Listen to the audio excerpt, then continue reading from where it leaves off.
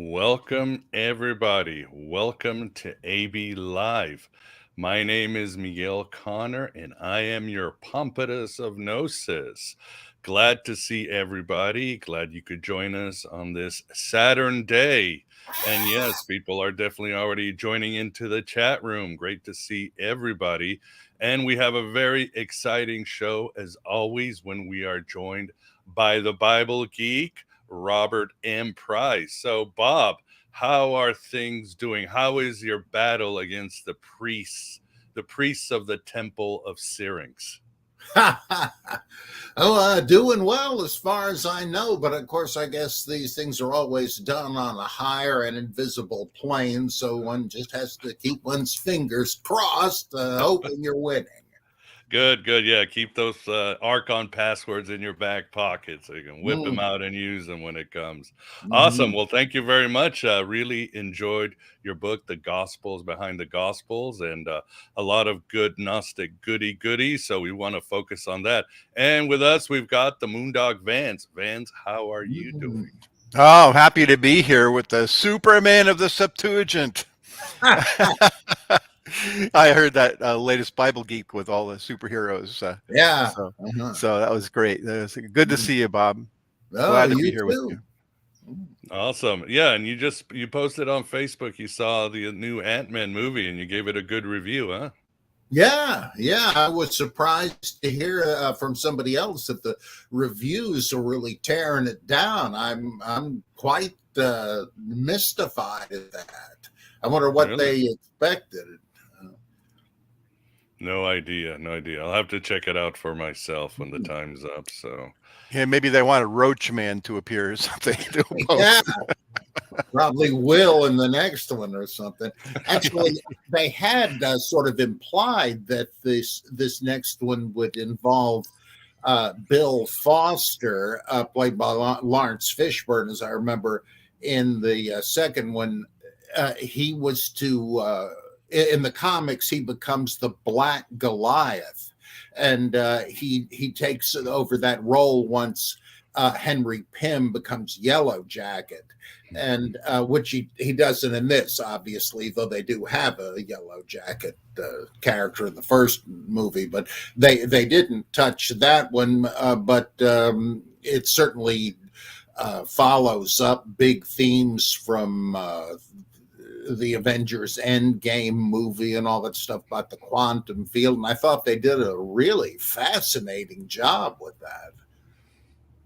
so Morpheus has moved on to another job. Glad to see he's Mhm. still getting work. From the red pill and black pill to the black flag. Yeah, that's right. Yeah, and the Pym particles, as they call them.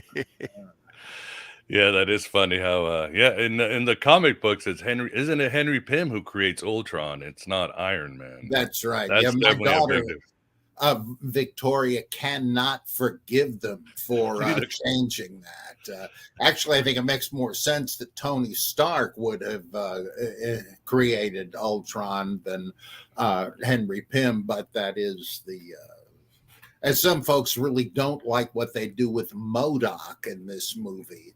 But what the heck? I mean, how many movies are they going to make if you want to have more of the characters, whether heroes or villains? You have to introduce them obliquely in a different setting than they first appeared, and so it's no surprise to me.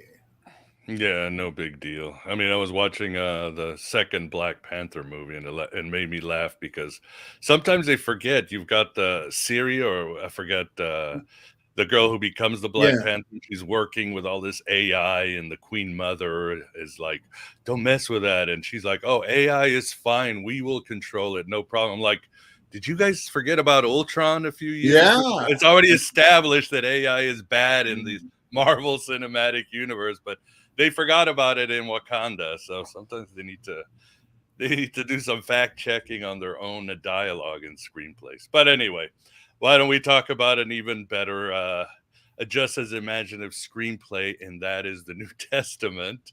So Who? you say, tell us about why you wrote this book. You said you had to think of it as what, a ViewMaster toy, an exercise in speculation, Bob? Yeah, where there's an image behind an image, and you have to see them both together to get some idea of the three-dimensionality of the original. And that's kind of what I'm trying to do here. I know, of course, that the present canonical Gospels are not promoting a whole bunch of different Christologies at the same time, but it looks like they're presupposing a bunch of them that while you could say that barely they're not incompatible, it seems to me that they are. I mean, somebody has tried to harmonize a bunch of views of Christ that really point in very different directions. Why would that be? And so I'm engaging in the thought experiment that the gospel writers, as we know them, were using sources, each of which promoted consistently one or another of views of Jesus that are mentioned in the Gospels. And at least like we're told at the Caesarea Philippi confession scene with Peter, that there are competing opinions of who Jesus is. Some say the returned Elijah, some say one of the prophets, and in John, it's narrowed down to the prophet like Moses in Deuteronomy, or John the Baptist raised from the dead. And then there are others, but it seemed to me for a long time that means Mark knows, whoever he was, that he knows of Christians that understand Jesus to be Elijah, not the Messiah, or the Davidic Messiah, though there's an opposition to that eventually, even in Mark, or that he is Moses or one of these prophets, and or is he the king of Israel, and so on? Or why does he teach in parables? He only wants the elite to understand him. That doesn't fit the Davidic Messiah or any of the others. He's some kind of Gnostic mystagogue, and so on. And so it seems to me, did somebody certainly had a coherent view of who Jesus was, and apparently several somebodies did. And when the gospel writers decided to compile their books, they took all sorts of Jesus material floating around from these different groups and just sort of tossed them all in. And it's so apparent to me that it's not that difficult to disentangle them and to say, look, here is material that that must have come from a group that thought Jesus was the prophet like Moses. Others, like when Jesus gives the Sermon on the Mount, and from a mountain, right, like Sinai, and his face later in the Transfiguration glows like the sun, like old Mo, and that the teaching of Jesus are placed into 5 sections. What does that tell you? Or the central section of Luke, the travel narrative, as it's been demonstrated really beyond doubt, that is like a second Deuteronomy, or as I call it, a Deuteronomy. And why would you go to that kind of trouble in either case, unless you thought this guy is the new Moses, if not Moses returned, as some Samaritans thought? Or how about these lists of miracles, like 3 different versions, 2 in Mark, 1 in John, have Jesus do a series of miracles. And at the end of John, it says, well, of course, Jesus did all kinds of stuff. I wouldn't have the room to cover them all, but I have chosen these to get you to believe that Jesus was the Christ. Well, who expected the Christ to do all of these particular things? They sound more like Elijah and Elisha. And there were people, Mark tells us, who thought Jesus was Elijah. Then why is there material about John the Baptist in Luke, for instance, it so clearly parallels the nativity of Jesus and that of Samuel, and the and then we have a martyrdom story of John the Baptist that in some respects is strikingly parallel to that of Jesus, even to the point of the tyrant's wife getting involved. I mean, why would that be? And then there's this resurrection kerygma of John the Baptist, where they're saying John the Baptist is raised from the dead, and that's why miraculous powers are at work in him. That sounds an awful lot like in Romans chapter 1, that Jesus, according to the flesh, son of David, but according to the Spirit of holiness, he's designated the Son of God by an act of power, dunamis, the same word. And then what do we hear?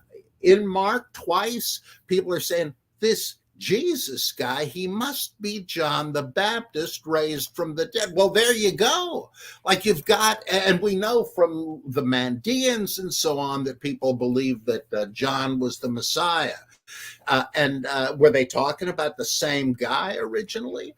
And then what about these weird bits where Jesus tells the disciples everybody got a sword here because you're going to need it soon? Huh?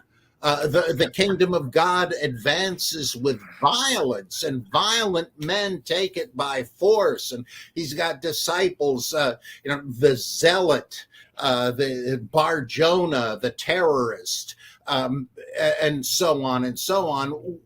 What is that? That sounds, and he's crucified by Rome as a seditionist, the man who would be king. Was that all just a mistake? Was it the intelligence community saying that Trump is a Russian stooge and it was all a hoax? No, somebody thought that, and that it wasn't a bad thing. And so I just said, okay, let's put them in the relevant columns, and you have a bunch of stuff that would make the most sense as a Christology, quote unquote, unto itself. And somehow it's all been scrambled and thrown into four blenders. That's now I don't know that happened, and as far as I know, nobody else suggests it, because there's this lingering idea of one Lord, one faith, one baptism. Like Christianity always must have been the singular thing. I once asked Burton Mack, aren't you implying with your talk about Jesus movements, plural, and Christ cults, that there was no single root of Christianity, but that things grew together? And he says, yeah, that's what I'm saying. And so I figured, well, let's take that for a test drive and see. So this is just like a kind of a hypothesis, a proposed paradigm. I'm sure most people that read this are going to think I'm nuts, and I agree. There are problems with it, but boy, does it make new sense of a bunch of stuff. So there's my possible theory. Yeah, it works in the book. It's like that Dire Straits song, "Industrial Disease." Two men say they're Jesus, one of them must be right. But Never heard that. oh, good song if you check it out. Good album. But yeah, for the audience, if you have any questions for Bob, please lots of question marks, caps, or just super chat him, and Vance will do his best to be the scribe to get your question with us. But we were just talking about comic book movies. Can we make the sort of the same analogy? Like, for example, when we see a Batman movie, we might say, gee, this is definitely Frank Miller stream that's been, oh, this is an homage to Grant Morrison. Oh, this is the detective Batman of the 70s. And these are put in consciously and unconsciously. Can we make the same analogy from a Batman or comic book movie?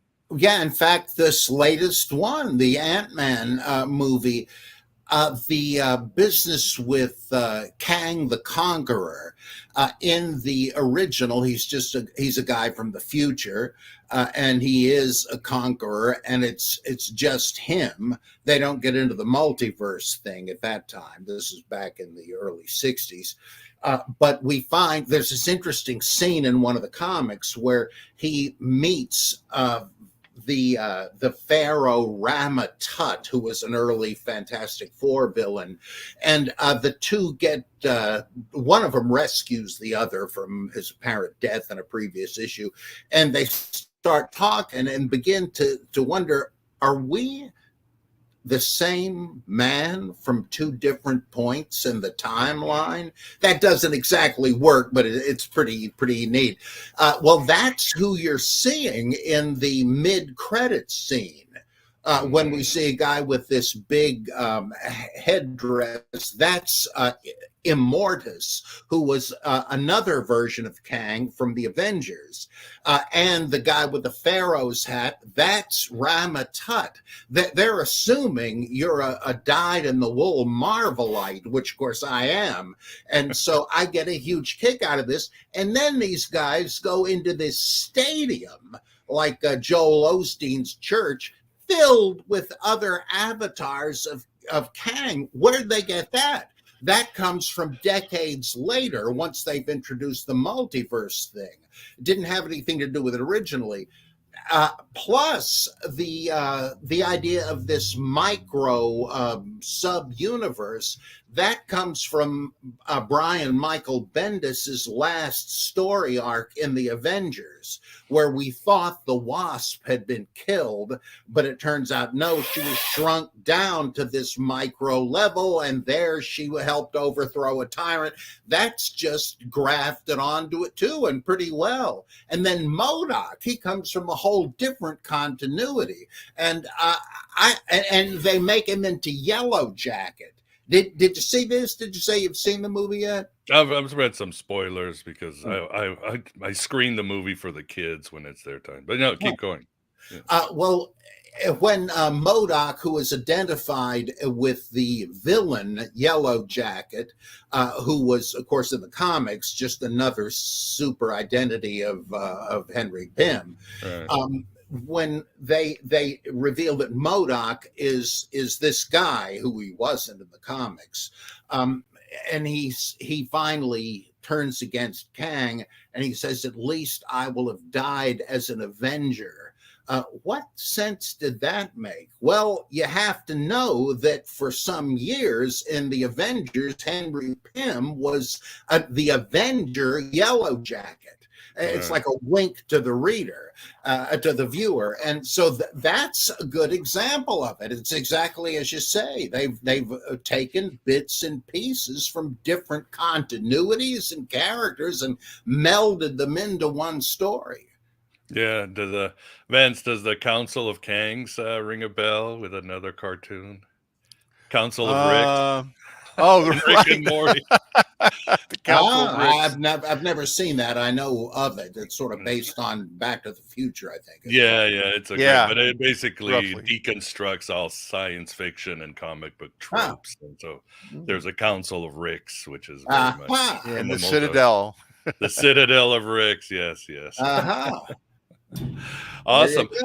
Yeah, well, we want to talk too about a lot of what you write, the Gnostic undertones and influences and all that, because that's definitely what the audience was. And I love, Bob, how you talk about the idea or the scholarship point that Gnosticism, to define it, you have to define it as a sort of it really starts with theodicy, doesn't it? Like Jnana Yoga and Jainism and all that, right? It's people saying, all right, who's the Bond villain here? We can't, what's going on kind of thing.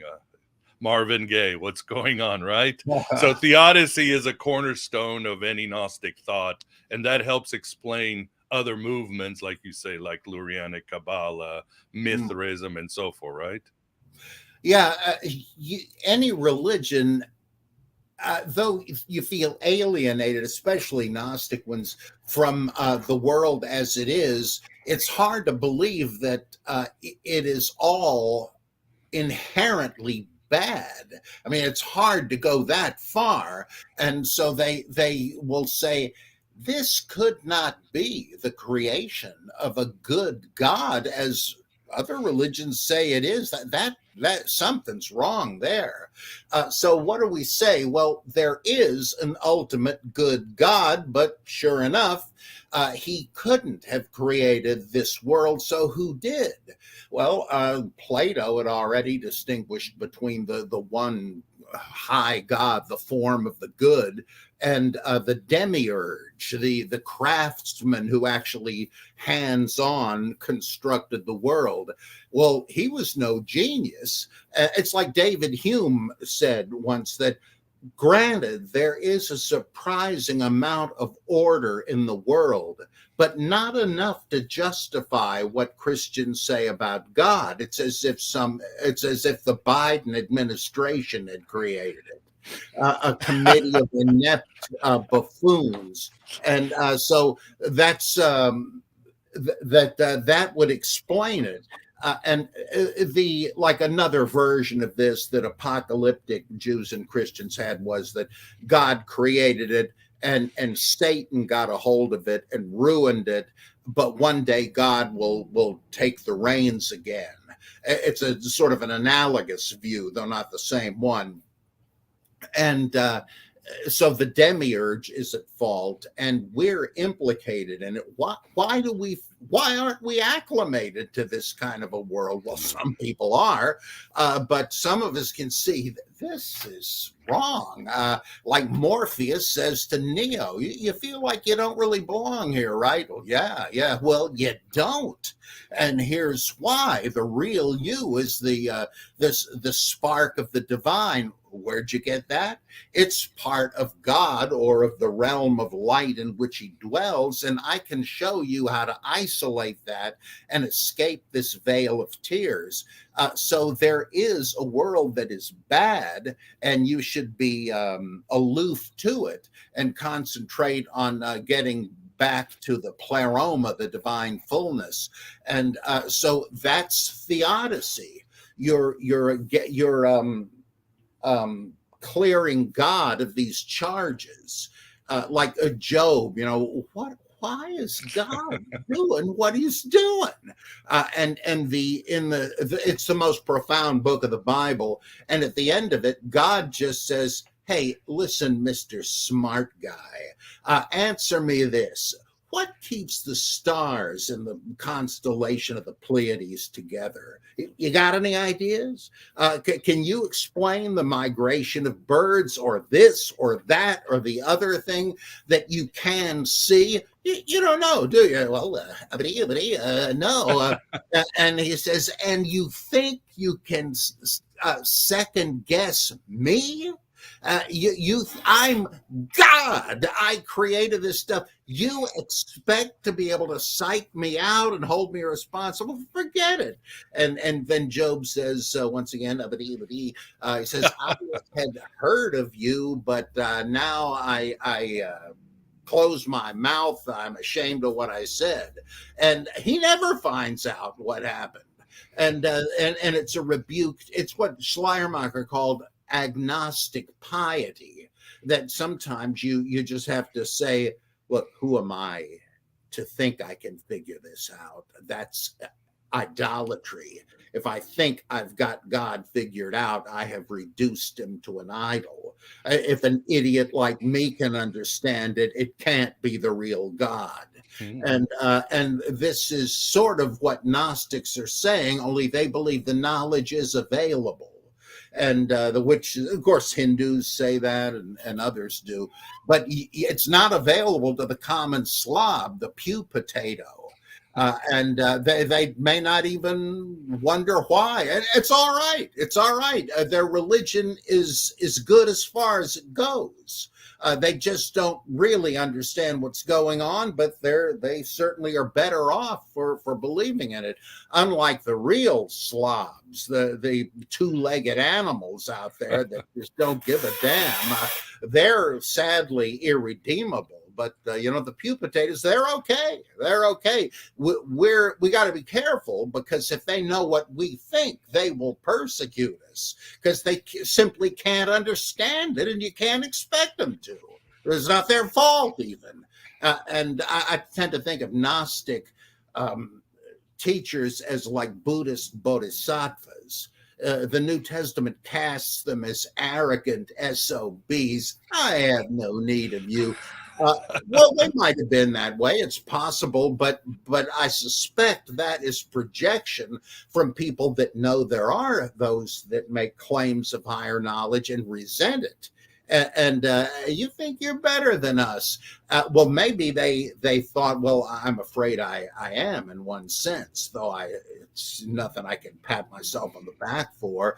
And I think their idea was to be compassionate toward those. Like Nietzsche says, the real Superman doesn't disdain those who aren't on his level. He's not. Why should he be threatened by them? He's got to be careful with them, but he can't let them drag him down, but maybe he can drag them up. Yeah, well said. Yeah, God bragging to Job reminds me, I don't know if you've seen the movie Zoolander, where Mugato is screaming, "I invented the keyboard necktie. I invented the keyboard." I've never seen it. Oh, well, it's a funny movie. But yeah, it's interesting. But also, there's also the idea, too, that maybe God created a good world, but then his underlings just screwed things. The CEO is fine, but his underlings either rebelled or took over, like the Watchers and Paul, powers and principalities. His alter ego, Simon Megas, and these angels. That's another way to for theodicy, right, Bob? Yeah, that goes back to these old views, probably derived from Plato, that there was a celestial creator, but that he begat gods who lived on earth among human beings and even created human beings. And that, however, there were some who taught things to humans that they shouldn't have. And that becomes the fallen sons of God who decided that earth girls are easy and seduced these women and taught them all kinds of stuff, like wearing makeup and gossiping and tricking their husbands and all that, and taught men the use of weapons and the like. That might have been okay for angels or demigods, but not for humans. And they didn't know what to do with it. And so it got so bad, God decided, I got to drown them all like rats and start over. I'm sorry I made him, if it's come to this. Of course, he didn't exactly make them. It was the fallen sons of God. And I think it's Psalm 82 is part of the same mythology. God says, I say you are gods, all of you, yet you will die like men, like any mortal prince. And you should have vindicated the widow and the orphan and all that. You didn't. And so for that, he sentences them to the underground realm, exactly like Zeus and the Titans. And that's why at the end it says they stumble around in darkness. It was an explanation for earthquakes. But nonetheless, it was like God fired them all. But this was, and at the end it says, arise, O Yahweh, and rule the earth. That was the apocalyptic hope. It's careening out of control, not thanks to God, but thanks to his lieutenants. And he's given them the death sentence but they're still in charge at the moment. The principalities and powers, the archons of this age, they're the fallen sons of God. And one day they will be kicked out of office, and may that day come soon. It was like a coherent view that explains why the world is such a wretched mess, but God is good. And as Peter Berger says, with this kind of theodicy, it's like it doesn't exactly explain what happens. I mean, it does, but it's not satisfying. Why did God allow them to do this? Well, it's not going to matter once he reverses it. Who's going to care if you're in heaven and everything's fine? Well, it's as much of a mystery as it ever was, but what the heck, I'm not God. But now everything's great, so what the heck? Yeah, agreed. And Vance, do you have a question or anything from the audience? I don't see any questions so far, but I do have an observation, and I could put it in the form of a question. Isn't it true that all these models of God imagine God to have the same kind of linear consciousness that we do? I mean, God's will, couldn't God do two wills at the same time and split off timelines and do all sorts of things? I mean, if he's not limited, but why does he always have to be like just a superhuman, You have like the Council of Yahwehs, like the Council of Tangs and Council of... Well, I think of what Paul Tillich says, that if there is a God, God must be being itself, because if God were not, then God would not be ultimate. And by God, we mean the ultimate. Now, we can't describe that. It's no thing. It's not a being, even a supreme being. It's being itself. Yet that's pretty sterile as an object of worship.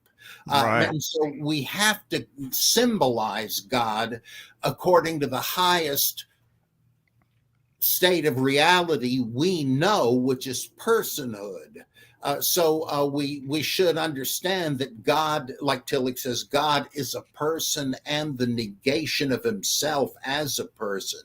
And that to me is very much like Mahayana Buddhism and non-dualist Hinduism, where you're saying the ultimate Brahman is nirguna, without qualities. But we, on our lower level of knowledge, have to posit Brahma, a personal creator who is Brahman Saguna, with qualities. But that's a lower level, like a dreamlike level, higher than us. But it's the product of our limited perception.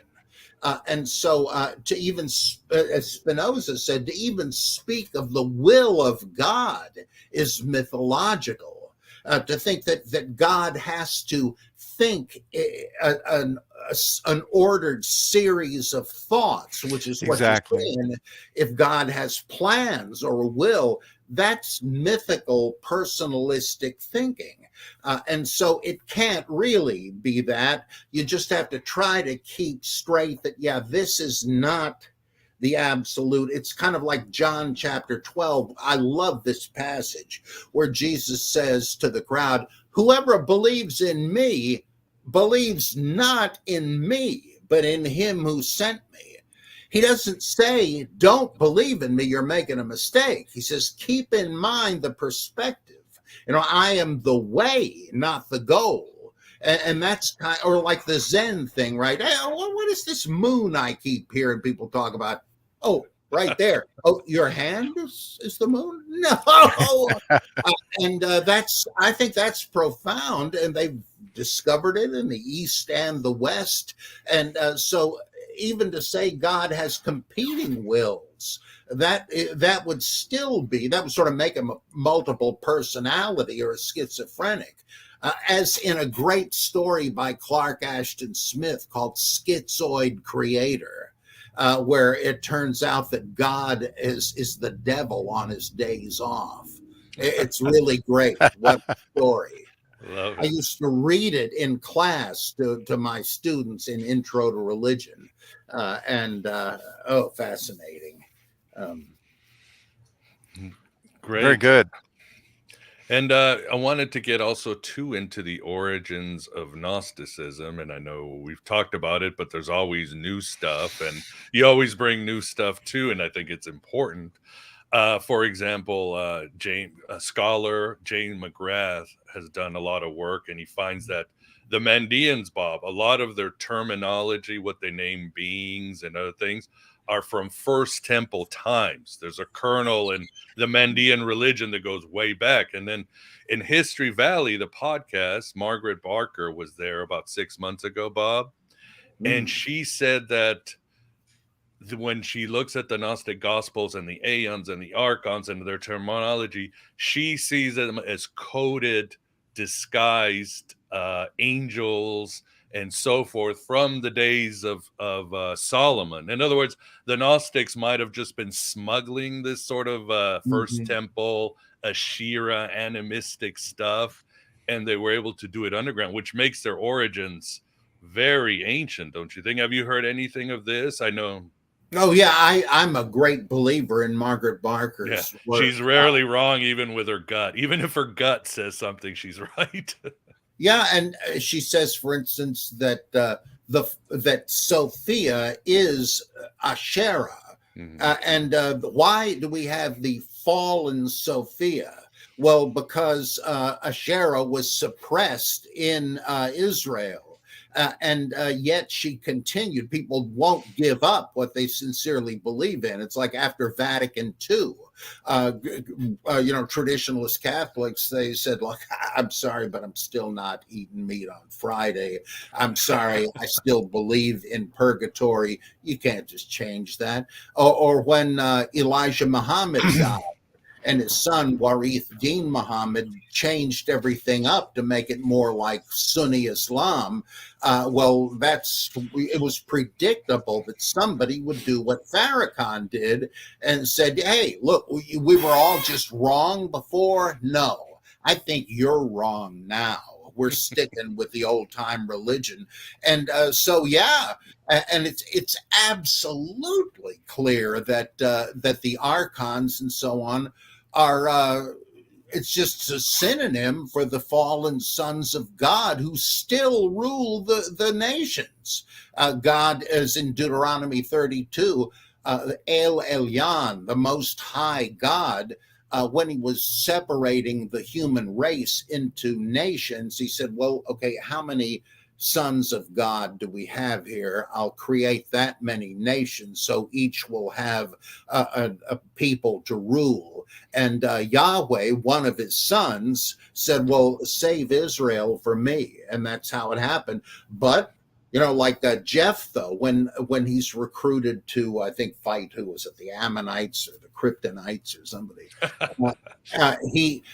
he tries to, he offers a peace gesture. He says to the other king, look, why can't you be content with the land that your God, Shamash, has given you, and we'll be content with what our God, Yahweh, has given us. Or David, he's driven out by Saul, and he has to work for the Edomites, and he says that I now can't worship Yahweh because I'm not in God's little acre of Israel. I'm in somebody else's little acre. Well, yeah, that's the way they viewed it. Or in Daniel, he's wondering why the heck isn't Michael, the angel, due on time. And he says, look, sorry, I'm late, but but the prince of Persia he intercepted me, and it took me a while to disengage. Now here I am.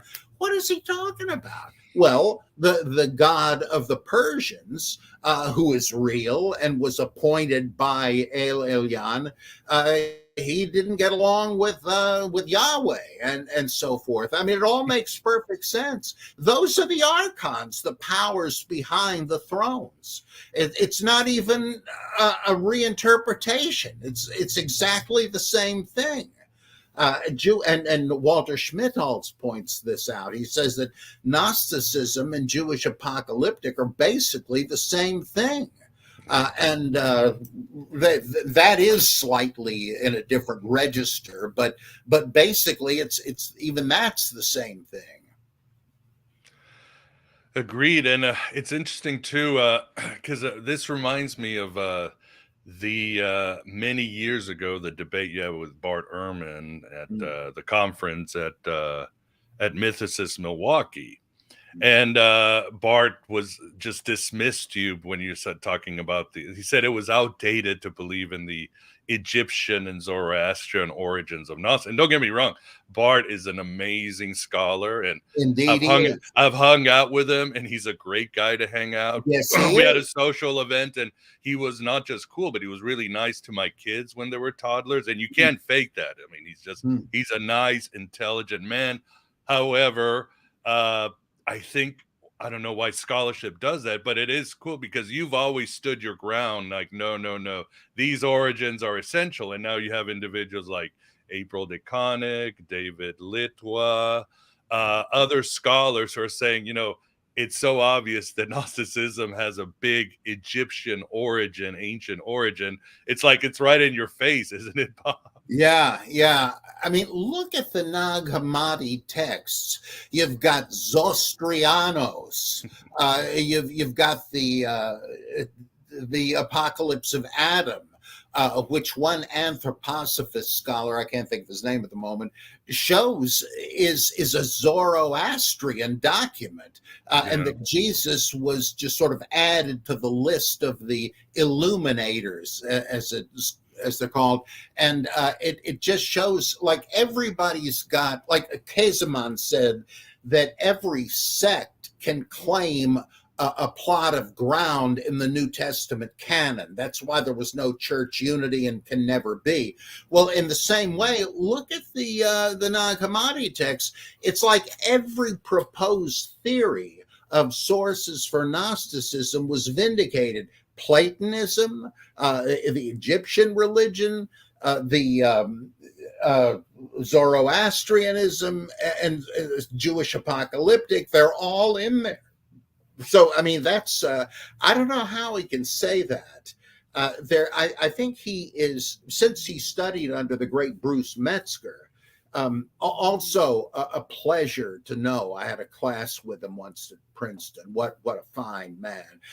He was almost a fundamentalist in theology, and Bart studied textual criticism with him. And what turned Bart away from the faith was theodicy.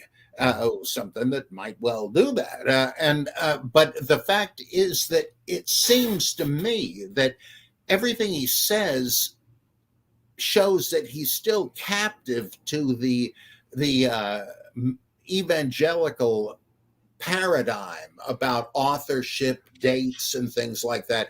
Not completely. He's like, fundamentalists will not admit Jesus is pictured as an apocalyptic failed prophet. He'll go along with that. To his credit, that is a strong view. But certain things he seems never to have heard of, like the idea that Paul might not have written Galatians. Well, Karl Barth's mentor, Rudolf Steck, believed that. He wasn't some kind of wacko Jehovah's Witness or something. Or the idea that there were a bunch of Greco-Roman novels that involved people being crucified or condemned to it, but escaping in the final reel, as they say, and that people discovered empty tombs where somebody had been buried alive accidentally. He said, there are no such novels. I'm sorry, but there are. You can read them in B.P. Reardon's collected ancient Greek novels. And you talk a lot about them in your book, your new book. Yeah. How can you not know about this? Well, because they're just not in the box. And that is startling because Bart is brilliant. There's some of his books that I love, but he just, the stuff is strange and unknown, apparently, to him. I hate to say that because I don't want to sound like I'm more negative toward him than I am. I'm simply trying to explain surprising differences I find that I have with him, but I don't mean to denigrate him. Oh, no worries, you aren't. And what about the idea, as April DeConnick said, that one thing that's elusive about Gnosticism is that it's more of a metaphysical orientation, or you can, as some have said, you can compare it to shamanism. Shamanism is a spiritual modality that attaches itself to Mongols and the Lamb in different groups and then spread down into the Middle East. So you can't have a church of the shamanism, but you can have a religion with a shamanistic side. Gnosticism is kind of that way, and some have said even Buddhism is kind of sort of this parasitic religion that can just fit into Chinese, Japanese. You know what I mean? That It can is so. adapt like the holy plasmate of Philip K. Dick. What do you think of that, Bob? Well, I did an article once called Buddhism and Boltmanism, where I said that Buddhism is a great example of what Boltman's talking about, that this existentialist understanding of reality that is magnified into colorful mythology. Well, that's what Buddhism does. They don't care what gods you believe in, as long as you realize that they're not really the ultimate thing, and so on. Whether it has to do with shamanism, I don't know, because one big question remaining for me with Gnosticism is, what sort of transformative experience did people have?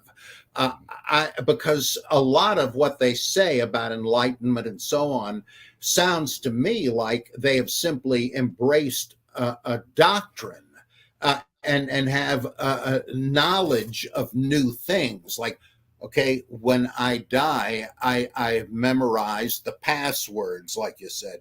I'm pretty sure that's why the Dead Sea Scrolls had their members memorizing the names of the angels, because one day they would need them. Oh, you're Zariel. That's right. Come on in.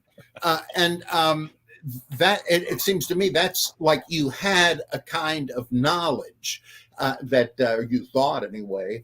And like I compare this to Jnana Yoga of Shankara and so on, where he led people to believe you would have this transformative, mind-blowing experience. But most people, all you needed to do was to understand his doctrine. Well, people said, I think I grasp this, but I'm no different. I'm not experiencing anything. I guess I'm just hoping for the best once I die. Some people must have had it. I mean, Shankara and a lot of people have these fantastic experiences. I have a hunch they're somehow manipulating the temporal lobe, whatever, some lobe. I used to know what it was. And they're getting this oceanic feeling, which is exactly what Freud said mysticism was. But the same thing apparently happened with Shankara. His followers began to say, maybe it isn't that much like lightning striking. Maybe there are mantras and things, some kind of yoga that will make this happen. And Schmidthold said the same thing about Gnosticism. He said it went from a simple Satori kind of a thing to sort of superstitious stuff like knowing the names and all of that. And people that had to do that, I think, were sort of admitting defeat, that there wasn't any lightning bolt involved. Or Buddhism, Zen, right? You got the two schools of it. It just has to hit you. You can't cause it. And others say, well, I'm not going to wait around forever. Is there some koan or something I can use? That's a perennial problem, I think. And so I'm sorry to get off on that, but my point was, I wonder how many people actually felt some sort of transcendent opening up, and how many simply embraced a new theology that they thought would get them somewhere. I don't know if there's any way to know. No, indeed. Yeah, it's a good question. And yeah, before we move on to some questions, and it's interesting because you and I, Bob, have talked about how they've tried to marginalize Gnosticism and never exist and blah blah. We've beaten that dead horse. a lot. But also, I didn't know too from your book, you say there are scholars who are trying to say that the mystery religions never existed either. Speaking of Yeah, another spiritual modality, what do you think? yeah. Helmut Kester said that in his 2 volume thing about the basically his theology of the New Testament, some other title. And he said, really, what did they have in common? And it seemed to me that he was grossly oversimplifying it to the point where you could say the Southern Baptists or Ralph Cramden's Raccoon Lodge was a mystery religion, and that therefore there really weren't any. I don't buy that for a second. Because the Mithras and Isis, we know from ancient works that they had analogous initiation rites and had visions, at least some of them, and that they had sacramental rituals where you were patched into the saving sacrifice of the god who had a victory, who may have died and come back to life, or gone to the underworld and come back. It's all like different versions of the same thing. And that there was a period of catechism and preparation. Right. There was a holy meal. There were things like in the Hercules religion, you would wear a lion skin as part of the initiation because you were repeating Hercules' killing of the Nemean lion and so on. I don't see how you can ignore that stuff, but they don't seem to. They must have been absent playing hooky on the day somebody explained what an ideal type was. Mm-hmm. Yeah, we know they're not all the same. They're not just Xeroxed from each other. The point is, let's make an admittedly artificial list of what they do have in common and use that as a yardstick to measure their variations from it. We can, like with Buddhism. Is Buddhism a religion? Well, I'm not so sure because they don't have God. Yeah, but look at what they do have, and that may explain why they differ in this area. And of course it does, because Buddhism says there are gods, but they're just like angels or something. They can't help you. You have to do it. Well, bingo, that may be why they don't have a god. And so I don't see what is so impossible to grasp about that. But if there was no such thing as Gnosticism, you might as well say there's no such thing as Presbyterianism. I mean, there's loads of different Presbyterian nuances. I just think that is inexplicably dim-witted. And the reason I say inexplicably is that people like Helmut Kester, Karen King, people I have known personally, I know they're brilliant. And that this intellectual fad just puzzles the heck out of me. Same here. All right, before we get some questions, a little housekeeping. God, I lost my notes. Yeah, for the intro, you heard the Virtual Alexandria Academy. Please join. I just added a course on Mary Magdalene, the characteristics of Mary Magdalene. And yeah, you 25, I think it's 20% off this weekend, but I'll put it on the show notes. Anybody looking for voiceover services, I am your man, ramping that up, and it's doing well. Also, I'll put that on the show notes too.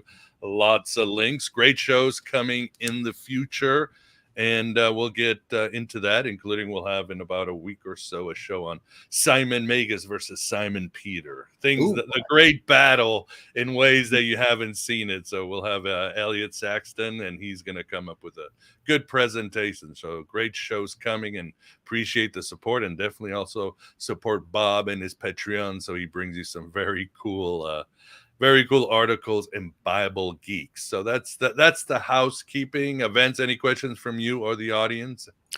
Well, I got the first one on my list is I guess we don't have to address this in large terms, but Wojciech Habdas wants to know why Gnostics are so beautiful.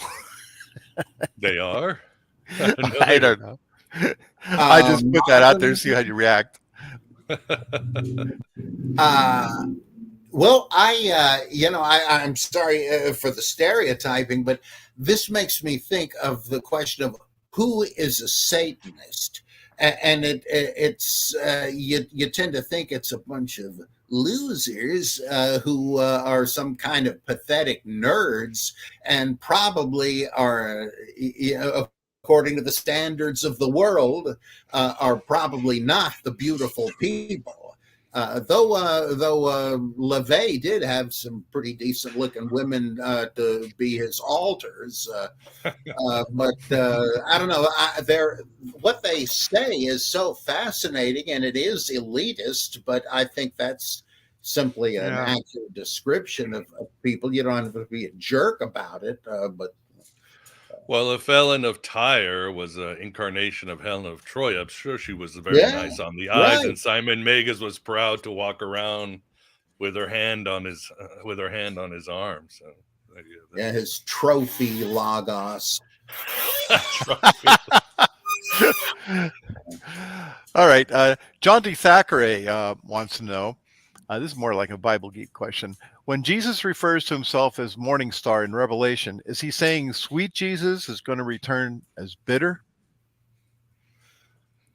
You mean, That's in well, the Revelation, right? morning star, it seems to be a reference to, well, this is slim pickings, but that sounds like a reference back to Isaiah 14, where the king of Tyre is compared to Adam, who was cast out of Eden and all that, which is kind of odd. But the book of Revelation is filled with astronomy and astrology to an amazing degree. If anybody wants to follow up on this, Bruce J. Molina wrote a terrific book called. I believe it's, I always get the title and the subtitle mixed up. It's something like the genre and message of Revelation. I could have that turned around. It might be the message and genre. But Molina is Malina. He's famous for having done a bunch of stuff on sociology and anthropology in the Gospels, which is very illuminating. But this book, there's a surprising amount of stuff still extant from ancient astronomy and astrology, which were the same thing back then. And he shows how this, that, and the other thing, all through Revelation, they're using well-known, widely attested images from ancient astronomy. It clears loads of things up: the trumpets, the 24 elders, all kinds of things, the living creatures that are full of eyes, and more and more and more. You got to read it. Well, given that there's nothing sinister about the morning star with Jesus, but he's being shown as fitting into the message in the heavens. And when people even today wonder, the woman clothed with the sun, is that supposed to be the Virgin Mary? Well, that's possible. I mean, there's 2 or 3 good possibilities, but that's the kind of thing. I forget what he says specifically about that, but that's the kind of thing that with which the book of Revelation is just dripping. And so Jesus is the morning star. That wasn't necessarily a predicate of just demons, because after all, in the first couple of centuries, you had bishops named Lucifer, right? You don't have a bishop Satan anywhere, but so Lucifer meant different things, and with Jesus too, I'm sure they're saying he's like the son of the morning and so on. Okay, great. Here's a SD wanted to observe that we haven't mentioned Manichaeism yet in this broadcast. What do you have to say about the Manichaeism and how it fits in with this latest concept of yours in the book? Well, by that time, like Manichaeanism was pretty syncretistic, so it would almost be surprising if it were mainly influenced by one of these views. But in a sense, you can pinpoint it certainly comes out of Gnosticism. It's like a more developed version of Gnosticism, which is saying something because it's astonishingly complex even before you get to that in the 3rd century. And for instance, Mani, who styled himself the apostle of Jesus Christ, he taught that he was the current incarnation of the Paraclete and of the same entity that had appeared as Jesus, as the Buddha and Zoroaster. He knew all about him. Of course, it was a very cosmopolitan age. And he had this cosmic dualism that some people compare to Zoroastrianism. But it was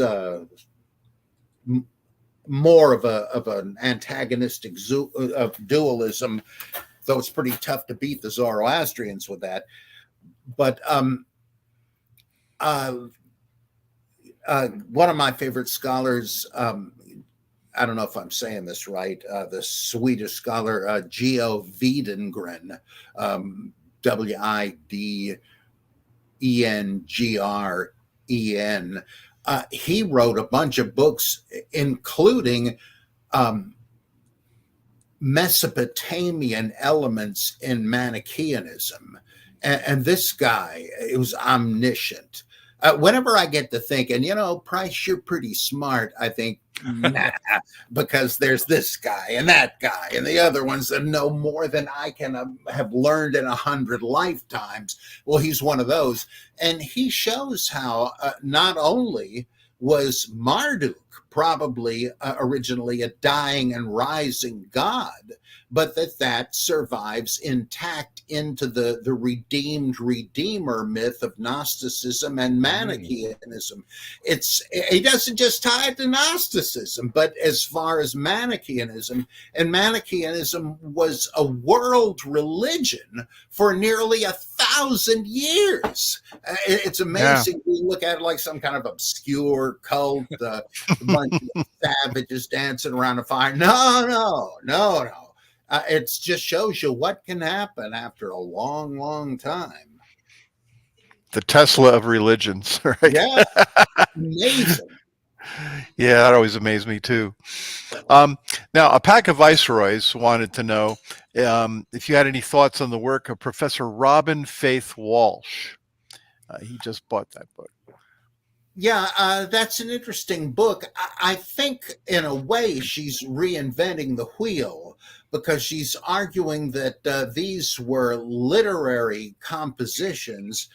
They weren't just put together by a bunch of pious rubes.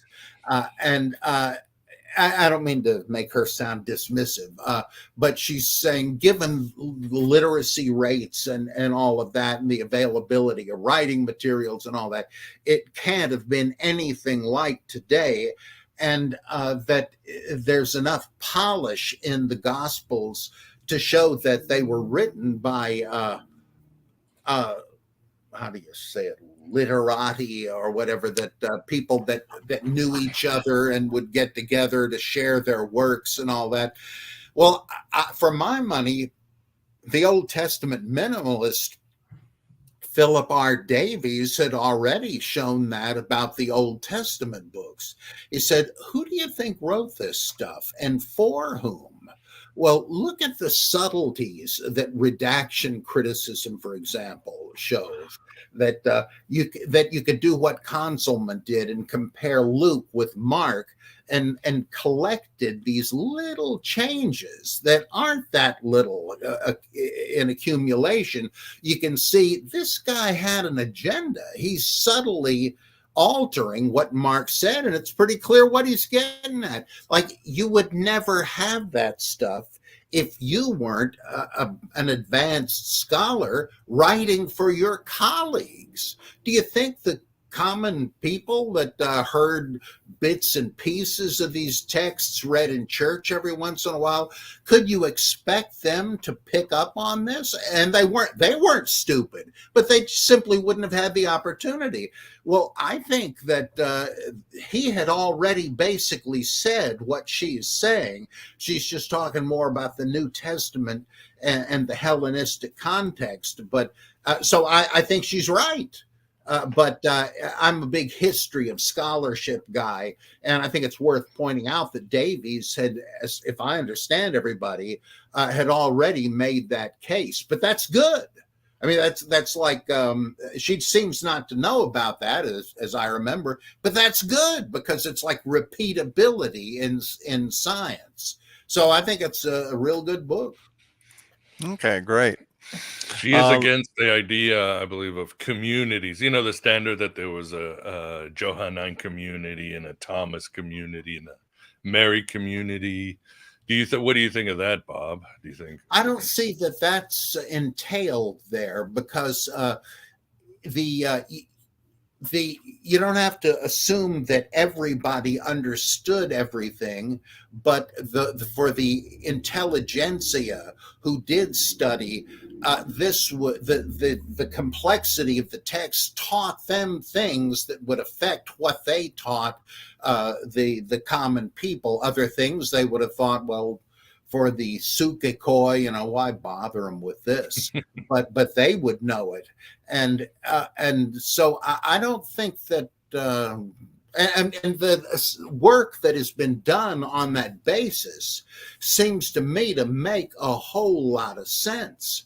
And if you say that, if you take Eric Franklin's Christ the Lord, where he's trying to explain a shift in eschatology, sort of the same thing Conselman did, but taking it a little further, trying to situate it in view of the delay of the parousia and God vindicating his faithful. And it makes sense. It's the kind of thing that we know faced early Christians. And if you can show how one book is more germane to one kind of situation or another, that's a pretty strong theory. I don't think it's an either or thing. Yeah, it makes sense. All right, Vince, one more question. Oh boy, I got to pick somebody's question. Okay, we have a Cathar question, we have a general consciousness question, and we have something about the Ora Linda. No, that's like a request, not a question. All right. Yeah, okay, we'll get rid of that one. Okay, so let's see. I'll pick the Catharism. What are your thoughts on Catharism in general? And Jose R says that he says there's still a church active in France, I believe. But what are your thoughts on the Well, that was one of these so-called medieval Manichaean groups that we don't know if they reinvented the wheel or if there was some underground trend. Which either is likely, and it did have cosmic moral dualism like historic Manichaeanism. It might have been a continuation of it. And one thing I find very interesting is that they, as Gnostics, they held a view that is also held by Jainists and others further east, and they pursued it to the same logical conclusion independently of one another, namely that once you were done with worldly existence and you had freed yourself from it, you might as well voluntarily starve to death. Both of them came up with that, and so you don't think the Manichaeans could have been the bridge? Because the Manichaeans, they might have been. Yeah, I mean, I'm just speculating. Yeah, the Bogomils, a bunch of these people were dualists, the Paulicians, and it could well have been that they passed down old manuscripts and so on. There's a good discussion of this in Ioan Kouliano's book, The Tree of Gnosis, where he says you got two possibilities. There's dissemination, where they did actually have links to the past, or structuralism. The human mind is pretty much got the same furniture in it. No matter where you are, you're living in the same kind of world, and sooner or later, religious people will settle on one of a range of options. And so it's not surprising if they do reinvent the wheel. It's hard to tell which happened.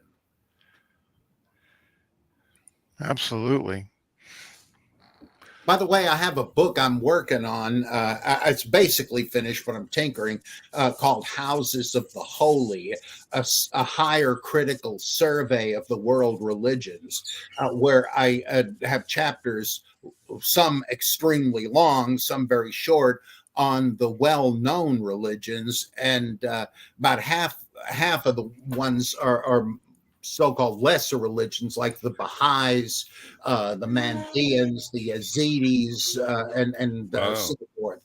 And so I go with how they, how did they begin? How did their theology develop? What are the big factions? And of course, there's plenty of jokes thrown in.